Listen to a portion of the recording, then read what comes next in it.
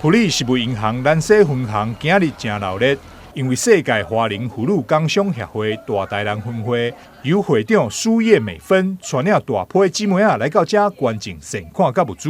充实食物银行的力量。世界华人工商妇女协会大台南分会赞。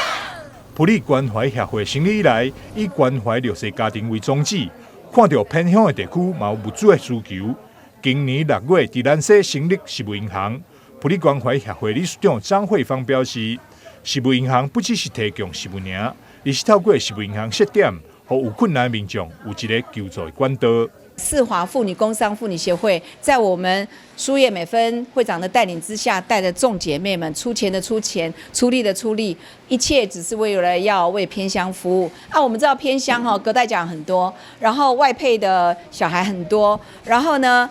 经济不好的家庭呢更多，辩护非常非常多，所以一切都需要所有社会团体的一个帮忙。因为认同埔里关怀协会服务理念，世华姊妹15日做伙来到食物银行捐赠物资，希望抛砖引玉，让偏乡地区有需求的民众，也就是弱势家户，会当有寡者帮忙。我也是一个偏乡小孩哈，因为我知道偏乡，在经济上比较不易，生活也比较不易哈。所以说我们世华的众姐妹们就集资了这个力量，来到了这个偏乡南西哈我们也是我们理事长埔里银行食物银行的理事长哈，也是我们会姐哈，我们就想到来这个地方。有你们的资源，有你们的赞助，那抛砖引玉，让大家更多的人可以来这里，然后来帮忙我们这些比较弱势的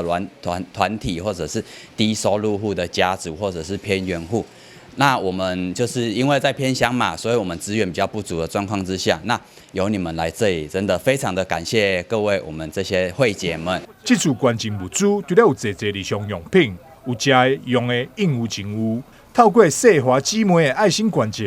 也让埔里食物银行有寡者力量，会当持续为偏乡的民众提供物资上的帮助。台南新闻张秀维采访报道。